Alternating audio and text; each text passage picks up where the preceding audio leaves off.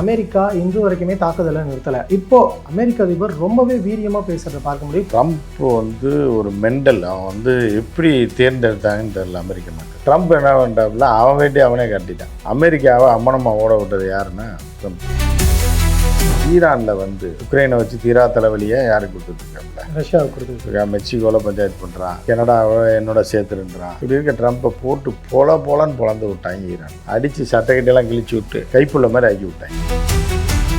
இப்போ என்னன்னா ஈரானை ஏதாவது பண்ணி ஆகணும்னு ஒரு வெறியில் நம்மளை இவ்வளோ தூரம் அடித்து எல்லாத்தையும் சட்டக்கிட்டெல்லாம் கிழிச்சு விட்டானே, அவமானப்பட்டாமே அப்படின்ற மாதிரியான ஒரு நிலையில ட்ரம்ப் பைத்தியம் பிடிச்ச மாதிரி அதில் அவர் மாற்றி பேசுறது தான் சார் கேள்வி. முரண்பாடுனா மெண்டல் ஆகிட்டாங்க அடி வாங்கினதில்லை. இன்னைக்கு கூட இந்தியாவுக்கு 100% வரியை போட்டு இந்த ஜி போய் அவன்கிட்ட குனிஞ்சு கும்பிடு போட்டு எல்லாமே பண்ணியும் ரஷ்யாவோட டையை போட்டாலே மிகப்பெரிய ஒரு சக்தியாக, ஏன்னா ரெண்டு சேர்ந்தாலே எல்லாம் ஓடி போயிடும். அதை விட்டுட்டு அவன் இது முன்னாடி போய் அலைஞ்சிக்கிட்டு இருந்துட்டு அவன் ஒரு மெண்டல். நான் வெனிசுலாவுக்கு போகிறேன், அதுதான் மெண்டலுங்க.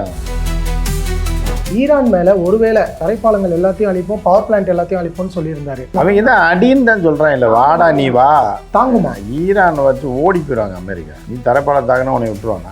மொத்தமாக சீனை முடிச்சு விட்டுருவாங்க, இஸ்ரேலை முடிச்சு விட்டுருவாங்க. ஈரான் அமெரிக்கா அடித்தான்னா இஸ்ரேல் நாசம், டோட்டலாக முடிச்சு விட்டுருவாங்க.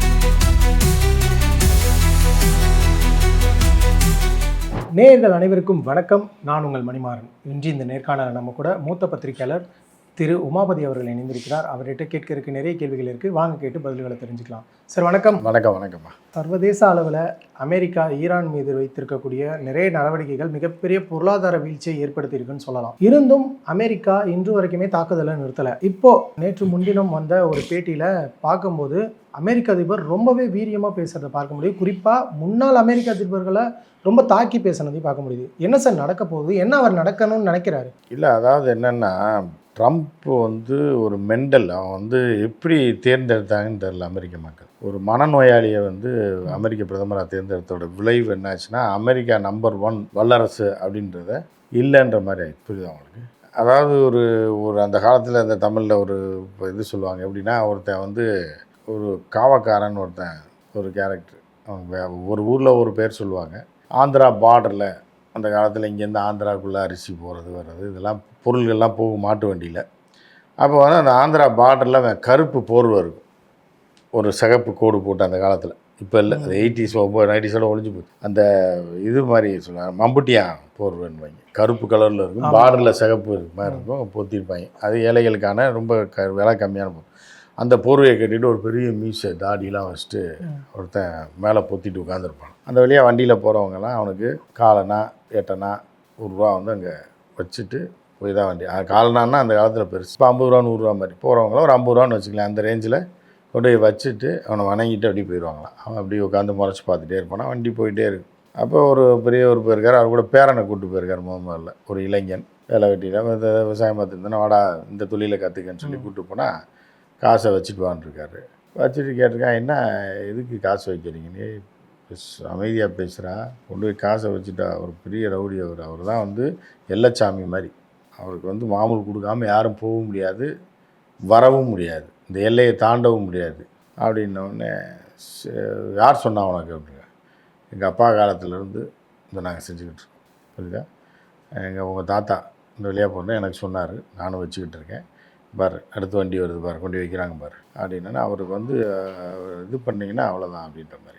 அடுத்து திருப்பி வரான். இன்னொரு நாளில் திருப்பியும் அதே தாத்தா கூட வர்றான். வந்தவொடனே இவனுக்கு ரொம்ப சந்தேகம், ஒரு இதாகவே இருக்குது. என்ன இவனுக்கு என்ன போய் கொடுக்கணும் காசு? வண்டியில் போகிறோம், நம்ம ஊருக்கு போகிறோம், இவன் என்ன இதா அரசாங்கத்தாளா? இல்லையே அப்படின்ட்டு நேராக அடுத்து போகும்போது காசை வச்சுட்டு விடான்றார். நேராக போய் என்ன பண்ணுறான், டப்புன்னு போர்வையை பிடிச்சி இழுத்து விட்டுறான்.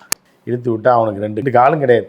பார்த்தோன்னே சாக்காய் பிடிச்சி தள்ளி விடுறான், அப்படியே கீழே விழுந்துடுறான். கீழே விழுந்தவொடனே 4 அப்போ விட்டு எல்லாம் ஒரு ஆள்னா அப்புறம் இவனை கொண்டாடுறாங்க, இது பண்ணுறாங்க. அதோட அந்த மாமூல் பிரச்சனை தீர்ந்துருது.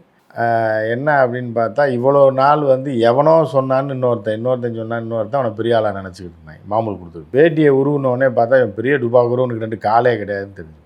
ஸோ இதுதான் ட்ரம்ப். புரியுதா? அமெரிக்கா பெரிய வல்லரசு பிடிங்கிரும், கிழிச்சு தச்சிரும்லாம் சொல்லிட்டு இருந்தாங்க. இல்லை, வல்லரசு தான் இருந்தது. ட்ரம்ப் என்ன பண்ணிட்டாப்புல அவன் வேண்டி அவனே கட்டிட்டான். எனக்கு ஒன்றும் இல்லை, கால் இல்லை, கை இல்லை. ஸோ அந்த மாதிரி அமெரிக்காவை கேவலப்படுத்தி நம்பர் 1 இருந்த வல்லரசு இன்றைக்கும் அமெரிக்கா டெக்னாலஜியில் நம்பர் 1 தான் இருக்குது. இந்த உலகத்துக்கு பல நன்மைகளை செய்து கொண்டிருந்தாலும் அமெரிக்காவை அம்மனமாக ஓட விட்டது யாருன்னா ட்ரம்ப். அப்போ ட்ரம்ப்புக்கு என்ன ஆகுதுன்னா இறங்கி இறங்கி அடி வாங்குறான், இறங்க அடி விழுகுது ஈரானால். எவனோ ஒருத்தனை ஒரு கண்ட்ரியில் போகிறான், தூக்கிட்டு வந்துடுறான், இன்னொரு கண்ட்ரியில் பூந்து அடிக்கிறான், இன்னொரு கண்ட்ரியில் ஆட்சியை கிளச்சி விட்றான். எல்லாம் பண்ண ட்ரம்ப் ஈரானில் வந்து உக்ரைனை வச்சு தீரா தலைவலியை யாருக்கு கொடுத்துட்ருக்காப்புல? ரஷ்யாவுக்கு கொடுத்துருக்கா. மெக்சிகோவில் பஞ்சாயத்து பண்ணுறான், கனடாவை என்னோட சேர்த்துருன்றான். இப்படி இருக்க ட்ரம்ப்பை போட்டு போலன்னு பொழந்து விட்டாங்க ஈரானில். அடித்து சட்டைக்கிட்டெல்லாம் கிழிச்சு விட்டு கைப்புள்ள மாதிரி ஆக்கி விட்டாங்க. சட்டையும் கிழிஞ்சிருக்கு, இது இருந்துச்சு. ஆனால் பார்க்குறவன் என்ன சொல்கிறான், அடித்த கைப்பிள்ளைக்கே சட்டையெல்லாம் கிழிஞ்சிருக்குன்னா அடி வாங்கினவனுக்கு எப்படி இருக்குன்னா அடி எவனுமே வாங்கலை. இப்படி கேவலப்பட்டோடனே தன்னை வந்து நிலைநிறுத்தி கொள்வதற்கு அந்த டுபாகூர் பொய் மேலே பொய், ட்ரம்ப் ஒரு பொய்யன் டுபாகூர்ன்றது உலக அறிந்த உண்மையாகி போச்சு. ஒரு பொய் சொன்னால் பரவாயில்ல, சொல்கிறது பூரா பொய்யாக இருந்ததுன்னா இப்படி இருக்குது. ஸோ இப்போ வந்து அடித்து ஓட விட்டாங்க. இப்போ ஓட விட்டதில் ட்ரம்ப் தெரிச்சு ஓடி போய் இப்போ என்னென்னா ஈரானை ஏதாவது பண்ணி ஆகணும்னு ஒரு வெறியில் இருக்குது. நம்மளை இவ்வளோ தூரம் அடித்து எல்லாத்தையும் சட்டக்கட்டையெல்லாம் கிழிச்சு விட்டானே, அவமானப்பட்டாமே அப்படின்ற மாதிரியான ஒரு நிலையில் ட்ரம்ப் பைத்தியம் பிடிச்ச மாதிரி போய் பண்ணிட்டு. சார் அந்த ஒரு பேட்டி கொடுத்தாருன்னு சொன்னேன் இல்லையா, அதில் நிறைய விஷயங்கள் குறிப்பிட்டு ஒரு பேட்டி இல்லை, பேசுறாரு. நேற்று நைட்டு பேட்டி கொடுத்துருக்கா, முந்தா நாள் நைட்டு கொடுத்துருக்கா, 3 நாளைக்கு ஒரு டைம் பேட்டி கொடுத்தாரு. அதில் அவர் மாற்றி பேசுறது தான் சார் கேள்வி. என்ன அப்படின்னா, அந்த ஹோர்மஸ் நீர்நிலையில் நிறைய வந்து கன்னி வெடிகள் வச்சுருக்காங்க, நீங்கள் போனீங்கன்னா உங்களுடைய படகு வெடிச்சிரும் அப்படிங்கிற ஆபத்து முன்னாடி இருந்தது. ஆனால் இப்போ நாங்கள் அது எல்லாத்தையுமே தகர்த்தெறிஞ்சிட்டோம், ஈரான்கிட்ட இப்போ ஒன்றுமே இல்லை, அவங்க நிர்கதியாக இருக்காங்க அப்படின்னு சொல்கிறாரு. மறுபடியும் அடுத்த வார்த்தை, கொஞ்சம் இருக்கலாம், அதை பார்த்துக்கிறதுக்கு தான் நாங்கள் இருக்கோம், நீங்கள் பயப்பட வேண்டாம், இருந்தாலும் இருக்கும் சில போட்டு அதனால் வெடிக்கவும் செய்யலாம் அப்படின்னு சொல்கிறாரு. ஏன் இந்த முரண்பாடுனா மெண்டல் ஆகிட்டாங்க. அடி வாங்கினதில்ல ஒரு பெரிய ரவுடின்னு சொல்லிட்டு இருந்தவனை இப்போ அடித்து இப்போ ஓட அடித்து விட்டா என்ன பண்ணுவாங்க?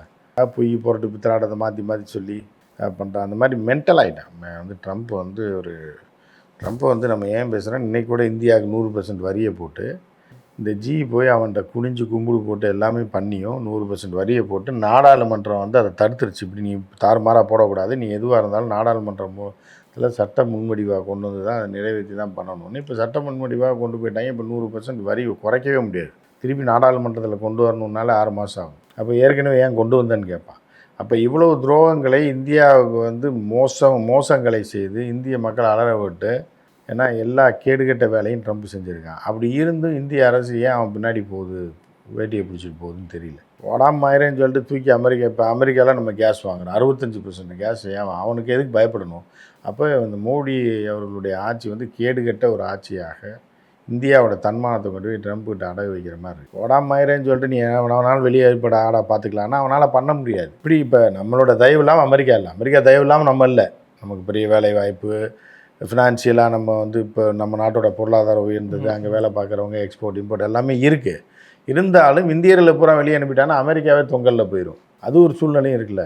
இப்போ முதலாளி வேலைக்கு ஒருத்தர் 10 பேர் வேலை பார்க்குறான், ஒருத்தனை வேலையை விட்டு துரத்துறான், பரவாயில்ல, இன்னொரு மாஸ்டர் புரோட்டா மாஸ்டர் போட்டுருவான். 4 பேர் 5 பேரை முக்கியமாக கேஷியர், புரோட்டா மாஸ்டர், சாம்பார் வைக்கிற எல்லாத்தையும் அனுப்பிட்டானா அப்புறம் கடையை தொங்கல் விடணும்ல, அவன் கடையை மூடிட்டு ஓடணும்ல, அவனுக்கு அது மைனஸ் தானே.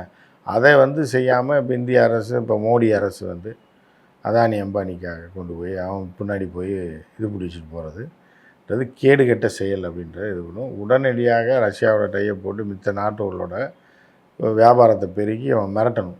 இந்தியாவும் ரஷ்யாவும் சைனாவும் ஒன்று சேர்ந்தாலே எல்லாம் தெரிச்சு ஓடிடுவாங்க. அதை மீறிய சக்தி இந்த பிரபஞ்சத்திலே கிடையாது. இல்லை அட்லீஸ்ட் சைனாவோட நம்ம சேர வேணாம், ரஷ்யாவோட டையை போட்டாலே மிகப்பெரிய ஒரு சக்தியாக. ஏன்னா ரஷ்யாவோட டெக்னாலஜி, நம்மகிட்ட எல்லா மனித வளமும் இருக்குது, நாலேஜ் இருக்குது, எல்லாமே இருக்குது. இந்த 2 சேர்ந்தாலே எல்லாம் ஓடி போயிடுவான். அதை விட்டுட்டு அவன் இது முன்னாடி போய் அலைஞ்சிக்கிட்டு இருந்துட்டு அவன் ஒரு மெண்டலை நம்மளை நாசப்படுத்தி எல்லாத்தையும் உலகத்தையே நாசப்படுத்திக்கிட்டு இருக்கான், நம்மளை மட்டும் கிடையாது. இப்போ கச்சா எண்ணெய் விலை வந்து போயிடுறது, விலைவாசி உயர்வு, நாடு நாசம் போனது, ஏன் அமெரிக்கா நாசமாக போனதுக்கே ட்ரம்ப் தான் காரணம். அந்த மக்களும் அந்த அரசாங்கமும் அந்த கட்சிகளும் எப்படி ட்ரம்ப் வச்சிருக்குன்னே தெரில. நிறையா கொந்தளிச்சு போயிருக்கு. அங்கே உள்ள ஆக்டிவிஸ்ட்லாம் அமெரிக்காவில் வந்து இவன் எப்போ ஒளிவான்ற மாதிரி இருக்கு, இவனை தூக்குங்கடா முதல்ல. இந்த கூட்டத்தை ட்ரம்ப்போட அட்மினிஸ்ட்ரேஷனில் இருக்க எல்லாத்தையும் நீக்கினா மட்டும்தான் அமெரிக்கா வந்து மீண்டும் பழையபடி தலை தூக்க முடியும்லாம் சொல்லி பார்த்தாங்க. ஆனால் ஒன்றும் நடக்கலை. நடக்கும், பெரிய அளவில் நடக்கும். அவர் அந்த பேட்டியில் முன்னாள் அதிபர்களையும் திட்டுறாரு, அமெரிக்க அதிபர்களையும். முன்னாடி இந்த மாதிரி இன்கேப்பபிளாக நிறைய பேர் வந்துட்டாங்க அப்படின்னா மறுபடியும் ஈரான் வந்து அணு ஆயுதத்தை வந்து கையில் எடுத்துரும். இவனால தாங்க பிரச்சனையே. அப்போ எல்லாம் உலகத்தில் உள்ள பூரா முட்டாள், அமெரிக்க அதிபராக முன்னாடி இருந்தவன் போலாம் முட்டாள், இவர் பெரிய அறிவாளியா? அப்படிதான் சொல்கிறார். திருட்டு பையன், கிட்டத்தட்ட அப்படிதான். மெண்டல் முல்லை மாதிரி திருட்டு பையன். அவன் காசு அடிக்கிறதுக்காக அமெரிக்காவை கொண்டு போய் அடகு வச்சுட்டான். அமெரிக்கா மானத்தை அடகு வச்சு இப்போ எங்கேயோ இருந்த அமெரிக்காவை வந்து பேரை கெடுத்து அசிங்கப்படுத்தி ட்ரம்ப்பை தூக்குனா தான் அமெரிக்காவே உருப்படும். அப்புறம் தானே உலகம் உருப்படுறது. அமெரிக்காவே அப்போ தான் உருப்படும். சார், இந்த போர் இருக்கு இல்லையா, ஈரான் அமெரிக்கா, இந்த பக்கம் இஸ்ரேல் ஹமாஸ் அப்படின்னு போர்கள் போயிட்டு இருக்கும்போது, உக்ரைன் ரஷ்யா இந்த மாதிரியான போர்கள் போயிட்டு இருக்கும்போது ஆயுதங்கள் பெருமளவில் தேவைப்படுது. இதை பற்றி நீங்கள் கூட ஒரு தடவை பேசியிருந்தீங்க. அது மிகப்பெரிய மாஃபியா, அதுக்காக தான் போர்கள் நடக்குது அப்படின்னு சொல்லி. இப்போது ட்ரம்ப் அவர்கள் அமெரிக்காவில் இருக்கக்கூடிய எல்லா தனியார் ஆயுதம் தயாரிக்கும் குழுக்கள் கிட்டையும் சொல்லியிருக்காரு, ஆயுத உற்பத்தி அதிகப்படுத்துங்க, நமக்கு நிறைய ஆயுதங்கள் தேவைப்படுதுன்னு. இந்த ஒரு நிலையை வெளிப்படையாக அறிவிக்க வேண்டிய கட்டாயத்துக்கு அமெரிக்கா தள்ளப்பட்டு இருக்குன்றத உலக அரசியலில் எல்லாரும் பார்த்துக்கிட்டு தானே இருக்காங்க. மீண்டும் ஏன் இந்த இல்லை, இப்போ ட்ரம்ப் எவ்வளோ பெரிய கிருக்கான் அப்படின்னா, அவன் நாட்டில் ரகசியமாக செய்யக்கூடியது இந்த ஆயுதம் தயாரிக்கக்கூடிய தொழிலதிபர்களை தனியாக கூப்பிட்டோ, இல்லை ட்ரம்ப் பேச வேணாம், அக்ஷயத்திற்கா இராணுவ அமைச்சரோ, இல்லை ஃபினான்சியல் மினிஸ்ட்ரியிலேருந்தோ, இல்லை துணை அதிபர் ஜேடி வான்ஸ் ஒரு கூட்டத்தை வச்சோ, இல்லை சிஏஏ வைத்தோ அவர்கள்ட்ட சொல்லி அவங்ககிட்டலாம் ஆயுதத்தை இது பண்ண சொல்லணும். அது ஓப்பனாக சொன்னால் பார்க்குறவன் கேவலமாக நினைக்க மாட்டான். அப்போ நீ அடி வாங்கி எல்லாத்தையும் விட்டுட்டேன்னு அர்த்தம். எல்லாத்தையும் விட்டுட்டா நீ ரொம்ப வீக்கான நிலைமையில் இருக்க அப்படின்றத நீ உறக்க சொல்கிற. அதுக்கு எவ்வளோ கேவலம்னு தெரியல. அது ஒரு அதிபர் இப்படி அப்போ மனப்பிறழ்வு நோயால் பாதிக்கப்பட்டிருக்கான் ட்ரம்ப் தான். தன்னுடைய நாட்டையே நீ வந்து இன்னும் ஆயுதம் தயாரிக்க நமக்கு நிறையா வேணும் அப்படின்னா அப்போ நீ எல்லாத்தையும் இழந்துட்டா உன்ட்ட ஒன்றும் இல்லைன்னு தானே அர்த்தம். அப்படி தானே பார்க்க முடியுது இருக்கும். ஸோ இப்போ அமெரிக்கா என்கிற ஒரு மாபெரும் நாடாக உருவாகி 100-150 வருடங்களாக ஒரு 2ஆம் உலகப் போருக்கு அப்புறம் ஒரு மிகப்பெரிய வல்லரசாக உருவெடுத்து இந்த உலகத்துக்கே நிறையா செஞ்சுருக்காங்க. நல்லதும் செஞ்சுருக்காங்க, தீயதும் செஞ்சுருக்காங்க. ஸோ வந்து அப்படி இருக்கும்போது இன்றைக்கி இன்டர்நெட்லேருந்து எல்லாமே அவர்கள் தயவில் இருக்க அண்டர் வாட்டரில் கேபிள் போட்டு எல்லா நாட்டையும் நெட் மூலமாக இணைச்சதுலேருந்து நிறையா அந்த உலகத்துக்கு நன்மையும் செஞ்சுருக்காங்க. ஆராய்ச்சி முடிவுகளில் நிறையா தீமைகளும் செஞ்சுருக்காங்க. ஸோ நன்மை தீமை எல்லாம் இருக்கிறதா 50-45-15 வந்தாலே அது அப்படி தான் இருக்க முடியும். உலகமே அப்படி தான். ஸோ அப்படி இருக்கும்போது அந்த நாட்டை வந்து கேவலப்படுத்தி அமெரிக்காவை ரொம்ப போகிறவன் வரவெல்லாம் கழுவி ஊற்றுற அளவுக்கு ஆக்குனது யார் அப்படின்னா இந்த முட்டாள் ட்ரம்ப் தான். இந்த முட்டாளை வந்து அவங்க நாட்டு மக்களே வெளியே ஏற்றிட்டாங்கன்னா அந்த நாடு மீண்டும் பெருமையடையும், மீண்டும் அது நம்பர் 1ன்ற இடத்துக்கு உடனே வந்துடும். பிற வளரும் நாடுகளோட மோதல், அக்கிரமம் பண்ணுறது, தன் சொந்த குடும்பத்தோடைய தொழிலை உயர்த்துறதுக்காக ஈரான் மீது தாக்குதல் நடத்தினது. ஸோ இப்படி நிறைய துரோகங்களை செய்கிறது மட்டும் இல்லாமல் அமெரிக்காவுக்கு கெட்ட பேரை ஏற்படுத்தி வல்லரசாக இருந்த அமெரிக்காவை யார் வேணாலும் அடிக்கலான்ற மாதிரியான ஒரு சூழ்நிலை உருவாக்குனதே ட்ரம்ப். வரவங்களாம் அடிச்சுட்டு போகிறான்ற மாதிரி இருக்குது. ஸோ இது வந்து ட்ரம்ப் வந்து ட்ரம்ப்பை மாற்றினா மட்டும்தான் அமெரிக்காவுக்கு விடிவு காலம். அவர் அடுத்த எலெக்ஷனில் அதுலேயே சொல்கிறாரு, நான் வெனிசுலாவுக்கு போக போகிறேன், அங்கே போய் அதிபர் எலெக்ஷனில் நிற்க போகிறேன், நான் ஒரு பிஸ்னஸ் மேன், அதனால் எனக்கு வெனிசுலாவை எப்படி ரன் பண்ணணும்னு எனக்கு தெரியும், நான் போய் பார்த்துப்பேன், அந்த மக்கள் எனக்கு ஓட்டு போடுறதுக்காக வெயிட் பண்ணிக்கிட்டு இருக்காங்க, நான் எப்போ என்னோடய பீரியட் வந்து இந்த அமெரிக்க அதிபராக முடியும் அப்படின்னு வெயிட் பண்ணிக்கிட்டு இருக்கேன் அப்படின்னு சொல்கிறாரு. அதுதான் மெண்டல்ங்க. உலகத்தின் வல்லரசான அமெரிக்காவோட அதிபர் போய் ஒன்றத்துக்காக அதை வெனிசுலாவில் போய் அதிபராகிறான் அப்படின்னா அப்போ நீ தனிப்பட்ட முறையில் சம்பாதிக்கிற வெறியில் இருக்க. வெனிசுலா ஆட்டையை போட்டு டோட்டலாக திங்கணுன்ற அப்போ இதுலேயே இருக்க பேர் சைன் பண்ணிட்டு போய் நிற்க வேண்டியதானே. அப்போ அந்த ட்ரம்ப்ன்ற முட்டாளை வந்து இப்போது ஒரு கொடூரனை வந்து தூக்கினா மட்டும்தான் அமெரிக்கா உருப்படும். சின்ன நாட்டில் இருக்க அமெரிக்க அதிபர் இப்போ நம்ம இதில் சொல்லுவேன், வருங்கால அமெரிக்க ஜனாதிபதி அண்ணன் முருகேச வாழ்க்கைன்னு கத்துறது ஓகே, இது பெரிய நாட்டில் அங்கே இருக்கிற வந்து இப்போ வருங்கால தமிழக முதல்வர் ட்ரம்ப் வாழ்க்கைன்னு கத்துனா அப்படி இருக்கும். அந்த மாதிரி தான் பண்ணிக்கிட்டு இருக்கேன். இது சாத்தியப்படுமா சார்? ஏன்னா அவர் வந்து சொல்லும் போதே கிட்டத்தட்ட 100 மில்லியன் பேரல்ஸ் ஆஃப் கேசோலின் நாங்கள் எடுத்துட்டோம், இப்போ இன்னும் நிறைய இருக்காங்க, அதுக்கு ஒரு பிஸ்னஸ் மேன் அங்கே தலைவராக தேவைப்படுறாரு, அதுக்காக நான் அங்கே போக போகிறேன்னு ஒரு ஸ்டேட்மெண்ட்டை, அதுவும் அமெரிக்க வெள்ளை மாளிகையில் உட்காந்துக்கிட்டு இந்த மாதிரி ஒரு ஸ்டேட்மெண்ட்டை சொல்கிறேன். அப்போ எவ்வளோ பெரிய முட்டாளாக இருப்பான் பாருங்கள். அவனை சகிச்சுக்கிட்டு இருக்க மக்கள் எவ்வளோ பெரிய போட்டவங்க எந்த அளவுக்கு மன கொதிச்சு போயிருப்பாங்க. ஸோ அந்த மாதிரி வந்து கொதிச்சு போயிருக்காங்க எல்லாம் இருக்காங்க. இந்த இதை பார்த்துட்டு கூட இருக்கா எக்ஸைட் போன்றவர்கள், ஜேடி வான்ஸ் போன்றவர்கள் இதுக்கு ஜால்ரா போட்டு கூட இருக்காங்க பாருங்கள். இதை விட கேவலம் எதுவுமே கிடையாது. ஓடான அடித்து துரத்தி விட்டுட்டு அடித்து இப்போ இம்பீச்மெண்ட்டை கொண்டு வந்து அவன் பதவி விலகத்துட்டு ஜேடி வான்ஸை அதிபர் ஆகிட்டா இந்த அமெரிக்கா மீது இந்த மெண்டலை வச்சுட்டு இருந்தாங்கன்னா அமெரிக்காவுக்கு நாசம்தான். எப்படிலாம் வந்து கிறுக்க மாற்றான் பாருங்கள் அமெரிக்காவுக்கு அப்படின்றதுல ட்ரம்ப் ஒரு மிகப்பெரிய உதாரணம். ஆனால் நீங்கள் சொன்ன மாதிரியே அமெரிக்க அதிபர் கூட முன்வைக்காத பல கண்டனங்களை இஸ்ரேல் மேலே துணை அதிபர் வச்சுருந்தார். நிறைய பேர் வந்து அதை பாராட்டி இருந்தாங்க, கட்சி சார்பை தாண்டி சர்வதேச அரசியலை தாண்டி அதை பாராட்டி இருந்தாங்க இல்லையா? அப்புறம் ஏன் இவர் தொடர்ந்து இதையே வந்து உன்னிப்பாக அவ்வளோ டார்கெட் அவங்க போட்டு தள்ளிடுவாங்க இல்லை? அதுக்காக தொழில் பண்ணணும்னு நீண்ட நாள் வாழணும், மகனை வளர்க்கணும், குடும்ப தொழிலை வளர்த்து இன்னொரு 20 வருஷத்துக்கு இதே மாதிரி இருக்கலாம்னு ஆசைப்பட்றான். அதனால் இப்போ அவங்கள இஸ்ரேலை பச்சா ஏதாவது மொசாத்தை வச்சு போட்டுருவாங்க.